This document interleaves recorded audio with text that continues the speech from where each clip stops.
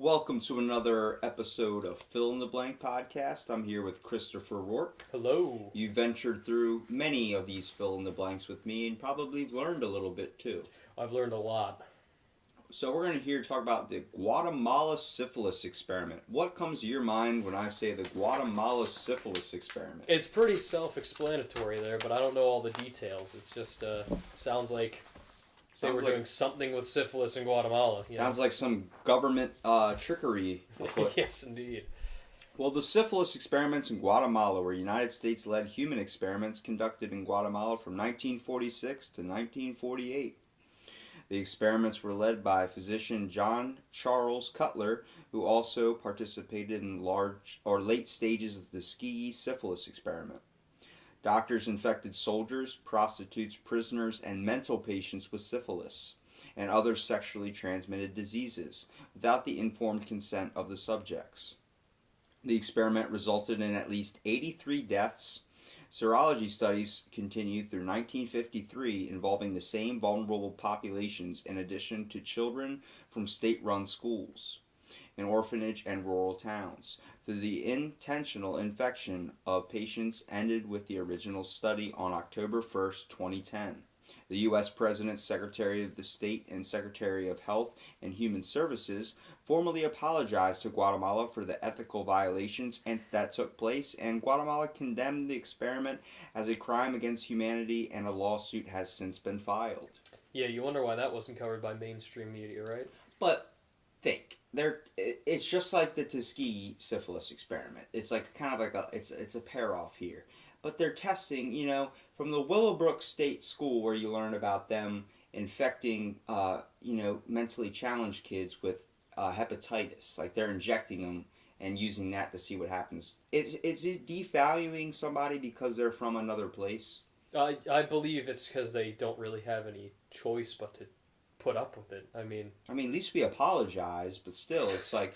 At least we apologize. You just commit crimes against humanity, and then it's like, oh, I'm sorry. Can you be mad? If you're Guatemala, you're obviously going to want to... you can't be mad at... America can't be mad at Guatemala for filing a lawsuit. I'd be pretty pissed, too, if you were giving our people exactly. syphilis. But the whole idea is a lot of our testing, even when it's done here, it's more on someone that looks a little bit different or is different from us. Like from mentally challenged to devaluing someone's just because of their job, like being infecting a prostitute. It's still a person, but you just see them in a lower degrading value. Yeah, exactly. So the goal actually was to test the effectiveness of penicillin. So while they were injecting people, they were just trying to find a better way to actually improve penicillin, which we all know penicillin was actually created on accident. Yeah, it's a fungus. Isn't it? Yes. Somebody left it in a petri dish and bam, there you go. Yep.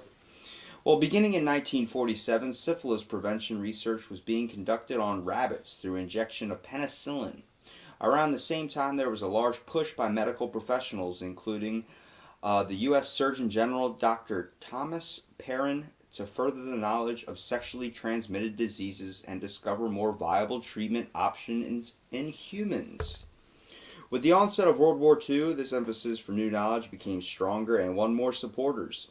This was largely due to an effort to protect the U.S. military population from increasing infections of STDs such as gonorrhea, as well as the particularly painful regimen of prophylaxis that involved in the injection of a silver proteinate into subjects' penises. Ew. That's how they solved gonorrhea. Ugh. Yeah, no thanks. At the time, it was estimated that venereal diseases would affect 350,000 soldiers, which would equate to eradicating 2 armed divisions for the entire year. The cost of these losses would sum up about $34 million at the time, and the cost analysis put an urgent strain on research for STD treatments. The first experiment following the push for new developments in STD treatment and preventative measures were the Terre Haute prison experiments from 1943 to 1944, which were conducted and supported by many of the same individuals who would go on to participate in the Guatemalan syphilis experiments a few years later. The goal of this experiment was to find a more suitable STD prophylaxis by infecting human subjects recruited from prison populations with gonorrhea. The best part about me mispronouncing some of these words is that it's me. Like, it's a guy reading some facts once you start seeing some large words like this, you're like, what are we talking Yeah, exactly. about, man? I heard in an Eminem song he say prophylactics. Prophylactics. That might be what it is. It's a little bit different because It is? it's spelled a little bit different. I mean, It might be prophylaxis. I'll say it like that. That sounds right. Prophylaxis. Thank you, sir. Thank you, Eminem. Shout out to the M. So, that the whole idea of the if you know about the hot prison experiments, those were actually we were injecting prisoners with gonorrhea. Good. Yeah. Good. Yeah, good. What are you thinking like America? Yeah, right. Well, the experiment in Tarot Hot were the precursor for the Guatemalan experiments. It was the first to demonstrate how earnestly military leaders pushed for new developments to combat STDs and their willingness to infect human subjects. It also explained why the study clinicians would choose Guatemala to avoid the ethical constraints related to individual consent or otherwise legal consequences and bad publicity. So, I mean, you got to think the news isn't going to care about us testing in Guatemala if we get caught. Yeah, I mean, clearly they didn't because we didn't really hear about it. So. Yeah. Well, I mean, this was 1943, so really you would wonder why it wasn't covered that much. In 2010, we sent an apology over for it. I mean, in 2010, you said that we apologized, which means it should have been globally covered. No. We got other things. Trump's sending out tweets. Obama's doing stuff. He turned the White House rainbow colored for the gay pride thing. Yeah. That was actually pretty cool. But it was cool, but I mean, you think about more pressing matters that could have been attended to than syphilis is not on our mind. Yeah, right? Okay, study clinicians. John Charles Cutler. The experiments were led by the United States Public Health Service physician John Charles Cutler, who had earlier participated in the similar Tarot Heart prison experiments in which volunteer prisoners were infected with gonorrhea. Cutler also later took part in the late stages of the Tuskegee syphilis experiment. While the Tuskegee syphilis experiment followed the natural progression of syphilis in those already affected, in Guatemala, doctors deliberately infected healthy people with the diseases, some of which can be fatal if untreated. The goal of the study seems to have been to determine the effect of penicillin in the prevention and treatment of venereal diseases. The researchers paid prostitutes infected with syphilis to have sex with prisoners, while other subjects were infected by directly inoculating them with the bacterium. Through intentional exposure to gonorrhea, syphilis, and chancroid, a total of 1,308 people were involved in the experiments of that group, with an age range of 10 to 72, and it was 678 individuals. 52% can be said to have received a form of treatment hidden from the public. John Charles Cutler utilized healthy individuals in order to improve what he called pure science. Yeah. I mean, that's pretty a weird idea to pay prostitutes to infect prisoners and at the same time, like, injecting them or just exposing them to the disease openly, too. Like, they did it two ways. They didn't even worry about... You got to think about how psychopathic these guys are then, because I mean, it's like just exposing them to the bacteria isn't enough. It's like, let's. Do you see it as them being psychopaths, or do you see them as being as a goal that needs to be set? Like it's going to get researched and it's going to be done by somebody. Might as well you do it and then, Yeah, I'm just saying though, if you can just expose people to it, that's psychopathic in its own sense. But then you got these guys who are like. Yeah, wouldn't it be a good idea to have some prostitute, like, fuck him? If I'm going to get syphilis, I'd rather get it the fun way than getting it just exposed to it. I agree. I'm just saying. These people are in captivity, and then instead of just exposing them to bacteria, some dude is, like, gets some sort of sexual kick out of it. A lot of people people don't even know, but when you get syphilis, like, back in the old days, like the Victorian era, your nose fell off. Yeah, that's pretty crazy. Yeah, like, your nose, like, you lose things. Like, I'm pretty sure that was a theory with Michael Jackson where, the whole syphilis thing is where he lost his nose. Yeah, it's pretty ridiculous. I mean, I know he lost his nose, but I didn't... And a lot of the times, like, their wigs that they wore, it was a popular trend for rich people back then, but rich people were wearing it because they had syphilis, and what happens is you start getting ovalish, like, your hair falls off, kind of, but you get these giant gaping holes in your head from your skin just falling off. Like, it's bad. Ew. Yeah, that's fucking gross, dude. So Dr. J.F. Mahoney led the Tarot Hot Prison experiments and supervised Dr. Cutler in the Guatemala syphilis experiment. Mahoney graduated from medical school in 1914 and by 1918 was titled Assistant Surgeon at the United States Public Health Service. By 1929, Dr. Mahoney worked as the director of the Venereal Disease Research Lab in Staten Island, where the prison experiments took place in 1943. This is also where Cutler first assisted him. After stopping the experiments at the prison for lack of accurate infection of subjects with gonorrhea, Dr. Mahoney moved on to the study effects of penicillin on syphilis. His research found huge success for penicillin treatments, and the U.S. Army embraced it with STD prescriptions. Although this seemed prosperous, Mahoney and his collaborators questioned the long-term effectiveness of eliminating the disease altogether in individuals. Mahoney, Cutler, and other researchers felt that a smaller, more controlled group of individuals to study would be more helpful in finding this cure. This led to the use of citizens in Guatemala as subjects. Yep, there you go.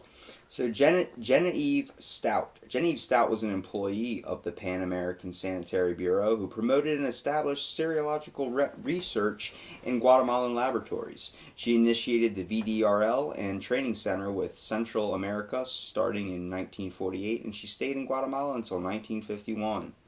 Here she conducted several independent serological experiments for STD research following Dr. Cutler. There's also another person, Dr. Funes and Dr. Savaldo. Dr. Funes and Dr. Savaldo were also employers of the Pan American Sanitary Bureau who remained in Guatemala after the works of Dr. Cutler.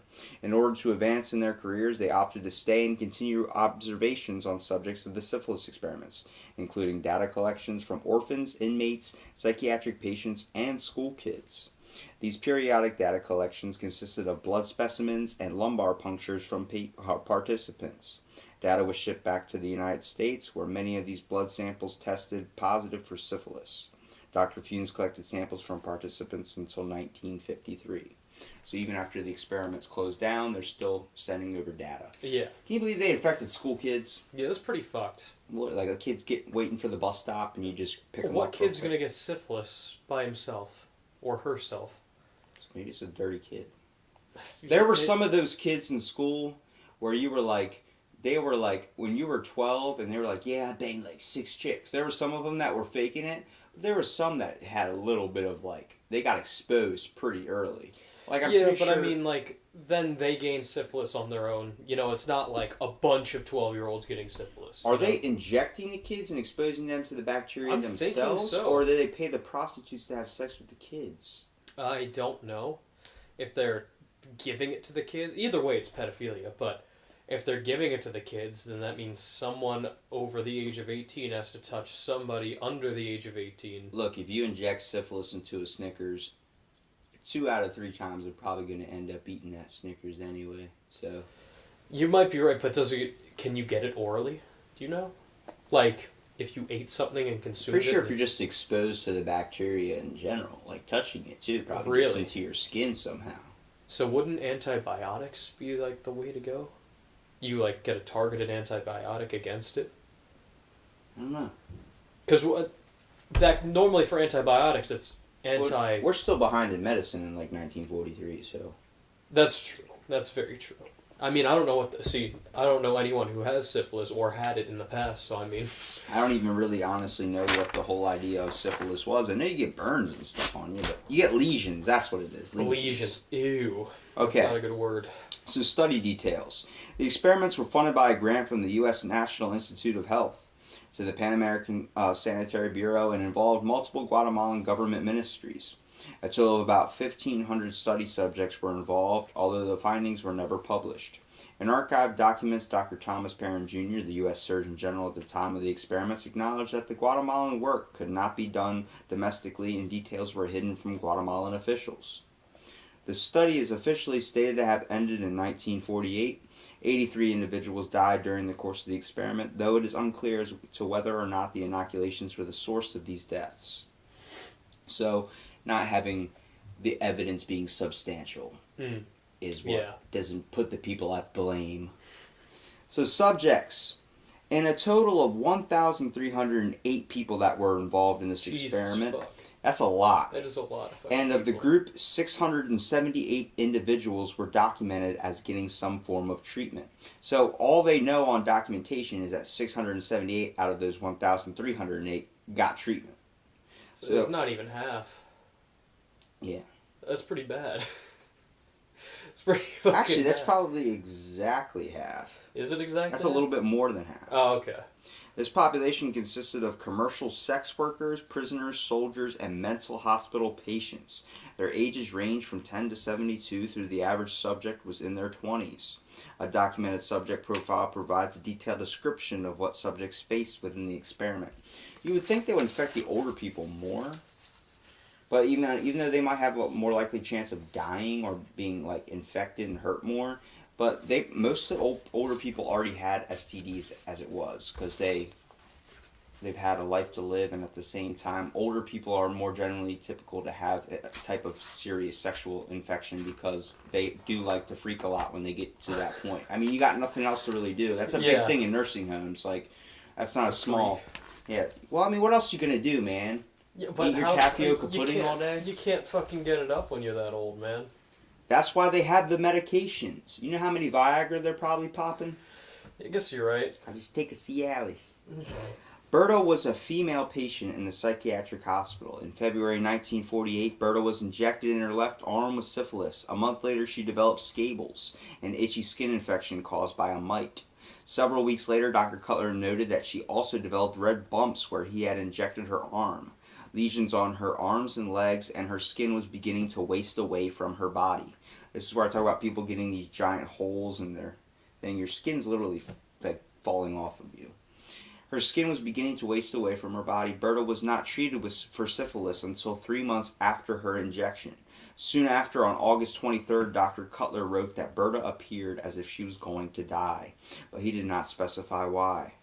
The same day, he put gonorrheal pus from another male subject into both of Berta's eyes, Ew. as well as in her urethra and rectum.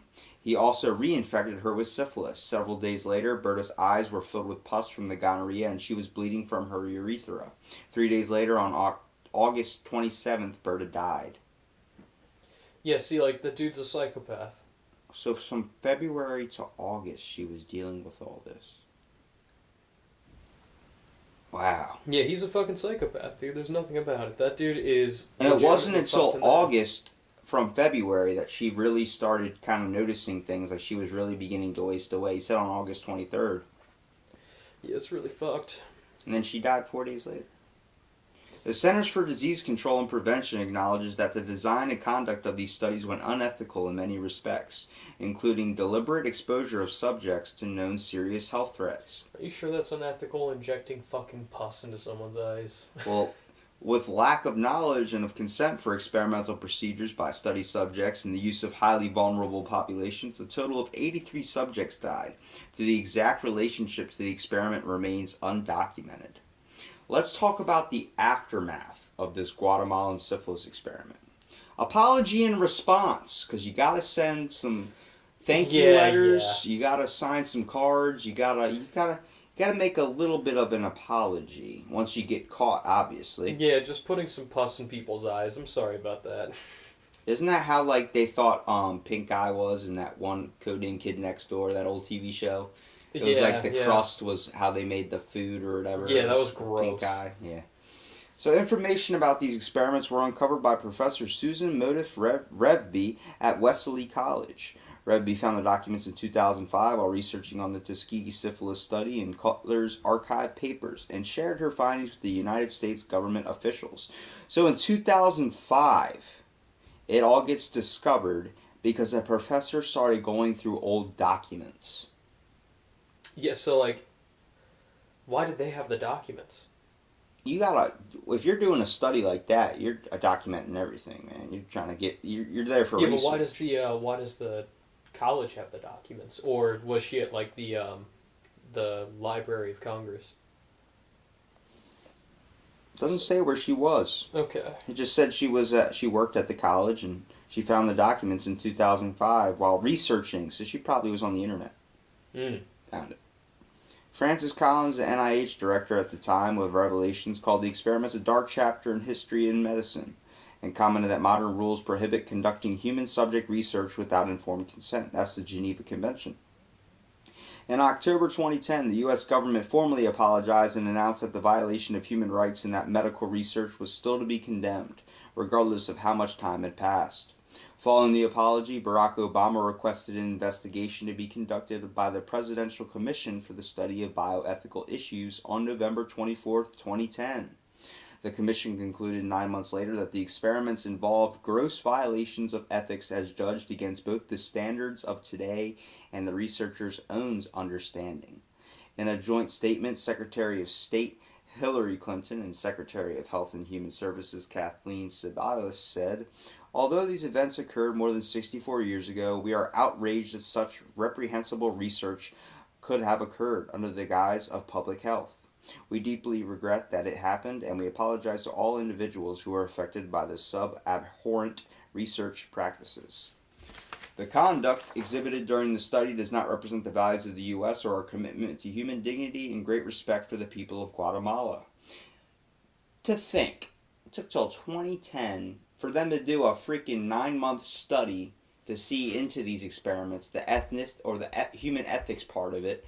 I can tell you right now, it's not ethically human to be injecting somebody with syphilis. Yeah, exactly. It's not. And it took them 9 months. It took them basically the development of a fetus. Yeah, well, because there's a lot of bureaucracy in government, so they're gonna keep pushing things aside and not making decisions. It's fucking ridiculous. President Barack Obama apologized to President Alvaro Colom, who had called the experiments a crime against humanity. It is clear from the language of the report that the U.S. researchers understood the profoundly unethical nature of the study. In fact, the Guatemalan syphilis study was being carried out just as the doctor's trials was unfolding at Nuremberg. You know what Nuremberg is? No, I've never heard of The Nuremberg, it's the Nazi experiments. Well, that's when the 23 German physicians stood trial for participating in the Nazi programs. Okay, alright. And it was basically, they euthanized or medically experimented on concentration camp prisoners, like the Ravensbrück concentration camp. The U.S. government asked the Institute of Medicine to conduct a review of these experiments beginning January 2011. The weird part about the Nuremberg trials is, you get to see like pictures and videos of these guys, and they're just sitting there like with robotic motion, like they just like, whatever. Yeah, exactly. We did. It was fun. So. The Presidential Commission for the Study of Bioethical Issues investigation. While the Institute of Medicine conducted their review, the Presidential Commission of Study for Bioethical Issues was asked to convene a panel of international experiments to review the current state of medical research on humans around the world and to ensure that these sorts of incidents does not occur again. The Commission report Ethically Impossible, STD Research in Guatemala from 1946 to 1948, published in September 2011, aimed to answer 4 questions. And I'm going to ask these 4 questions to you, Chris. Okay. What occurred in Guatemala between 1946 and 1948 involving a series of STD exposure studies funded by the USPH? Yeah, it kind of answers that in the question. Yeah. To what extent were U.S. government officials and others in the medical research establishment at the time aware of the research protocols, and to what extent did they actively facilitate or assist in them? Probably 100%. So if you were a scientist involved in this thing, it's the way I'm going to ask you this. So if you were involved in it, like, to what extent, how far did you go in your medical research? If you're asking someone in front of a board, they're going to say, "Oh, I didn't really do too much. It was the other guy." Yeah, I was a bystander. It was the other guy. I just did nothing to stop him. What was the historical context in which these studies were done? Seems like a revolutionary change. To find out about penicillin to help out American soldiers. And how did the studies comport with or diverge from the relevant medical and ethical standards and conventions of the time? Again, I was not a primary researcher, so I cannot answer this question. That's what they would say. Well, this isn't for someone that's on trial. This is for someone that's reviewing that study.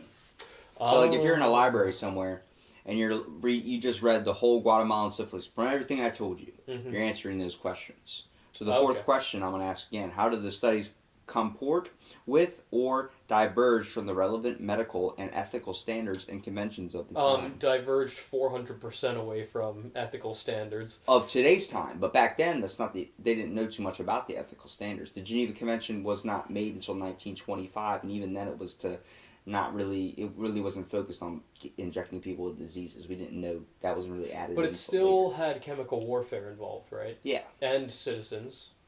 Well, that was you can't bomb your neighbor. You shouldn't be able to. The Geneva Convention is, more like don't hurt civilians, and like chemical warfare is bad because it will eventually hurt civilians. It's the law of human ethics. What you can and can't do with testing, what you can do with bombs and chemicals. You can't just... So I'm pretty sure it's like 100% diverged from the Geneva Convention. Though we don't know what syphilis is, it's like you find a hunk of radiation, you're like, this has a lot of energy output. Let's just put this in the middle of Manhattan. That reminds me, the best podcast for you, we're going to do the plutonium files. Ooh, hell yeah. Where they were injecting people with plutonium. Mm-hmm. Yeah. So, the investigation concluded that the Guatemala experiments involved unconscionable basic violations of ethics, even as judged against the researchers' own recognition of the requirements of the medical issues of the day. Human rights activists have also called for subjects' families to be compensated. As of 2017, the families still have not been compensated, even though there has been several lawsuits. So of 2017, they have not been given any redemption or whatever refund in there. They haven't been given anything. They have nothing. Jesus Christ. Not even a nickel. nickel. Just an apology letter, Well, in March 2011, 7 plaintiffs filed a federal class action lawsuit against the U.S. government claiming damages for the Guatemalan experiments. This case urged that the United States was default due to not asking for consent. This lawsuit asked for money to compensate for medical damages and livelihood because most of the families were living in poverty. The case failed when a judge determined that the U.S. government cannot be held liable for actions committed outside of the U.S. Oh, yeah, sure. But they were from the U.S.'s intent, though. So it doesn't make sense that just because it was in a whole other country, that means I could just go to a whole other country, kill somebody, and come back. Well... What they would do is they would extradite me back to that country. Exactly. So why don't we take all the scientists and send them back there and let the people decide? They'd all throw rocks at them. In April 2015, 774 plaintiffs launched a lawsuit against Johns Hopkins University, the pharmaceutical company, Bristol Myers Squibb, and the Rockefeller Foundation, seeking $1 billion for damages. The hope that the compensation could be attained by targeting private institutions rather than the federal government. That's a smarter way. With it? Yeah. There you go.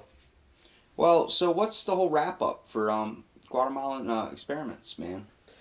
It's pretty fucked, unethical, and they didn't give much of an apology at all. Do you think that it was okay? Like, you know how we chalk a lot of experiments up to just the art of like what we have to do to get things done, like I think they could have gone about it much better, like in a better way. A much better way. Maybe give people that had another disease that was already terminal or something that might not have lived long, needed a new organ or something that wasn't viable at the time or something. Exactly. Like, yeah. Would you like to? Why don't they just ask somebody? Do you mind if we inject you with this and we're going to pay you? We compensate your family. Yeah. That's all I have to say. If you die, we compensate your family. That's it. You get people on death row. Death row. That would be a good thing. But you have to ask them. You can't just be like, "Hey, I'm going to inject." But again, you say if you survive this, we'll let you go. If you don't, we'll compensate your family. Does that change the whole idea of the Guatemalan syphilis experiment if we just ask for consent? Oh yeah, because then it's ethical. All of a sudden, you're like that makes it right. Well, not exactly, because if we had the ability to have consensual euthanasia in America, aka assisted suicide, then we would be able to do that sort of thing whenever we wanted to. I'm not saying I don't have a side on that because I've never wanted to die, but people who do, is it fair to tell them no? And is it fair to say to the science community, okay, well, these people want to die. They won't die a gruesome death if we do these experiments to them. But they have a better chance of dying peacefully. And they will die soon. It's like if they sign off consent papers saying, I want to die, we're telling them, no, you can't die, and no, we're not going to further science, right? Now, that's a very dark way of thinking, but it's way, way brighter than taking kids and injecting them with syphilis. Am I wrong? I don't think you're wrong at all. That's a good solution. Another good solution is the soldiers that are known to already be dying from syphilis. The reason why we're doing this in the first place is say, you guys, do you want your wife and your kid at home to be financially set for the next 10 years? Because we'll do that if you let us test on you, because you're already going to die from syphilis. Smaller population, better research. That would be way easier. Yeah. Get someone that has 4 months to live. What if they already got syphilis from being overseas and fucking a prostitute? So I mean, it takes like 9 months to die from syphilis. So there you go. you just put Depending them on under, the rate. put them under observation. Try to fix them. You tell them we're going to try Give to them a fix bunch it. of money to do their whole bucket list That would be while something. they're infected. Yeah, there you go. But like, have them. You're jumping out of an airplane, but you can't see because your eyes are shut. They're already trained to report in, right? That's what militaries do. Like, you go report to your superior. So you tell them, hey, you can have either bucket list done or your family compensated, but you need to report in once a week. If they asked you that, and you're about to get injected, you're already gonna die. But they're just gonna inject you, and they're gonna pay your family off and everything. And they ask, what's one thing you would do? What would you do? Yeah, I mean, I'd take it if I was already gonna die. No, if you had one thing, like they were gonna ask you. Oh, what if I would you had want to one. do before you die? Go to Norway again. Anything in the world, and you just want to go to Norway. Go to Norway, stand on top of Vigmestad. That's a good one. Yeah, that's what I'm saying. I'd like to die up there. That'd be nice. Better than mine. What's yours? No, it's probably not better than mine. I just want Morgan Freeman to read me a bedtime story. There you go. Like, as I'm dying, though. So, my last hearing in this world of this earth is just Morgan Freeman going, and the lights slowly dim down, and next thing you know, you drift into a slumber. I'm Morgan Freeman. There you go. Thank you for listening to this episode of Fill in the Blank. Or maybe Christopher Walken. You listen to Fill in the Blank, and you understand that the Guatemalan syphilis experiment, look it up, and if you don't know it, you're missing out. Maybe on syphilis. Missing out on syphilis? It sounds like I could go without that. Well, stay tuned for the next episode, everyone.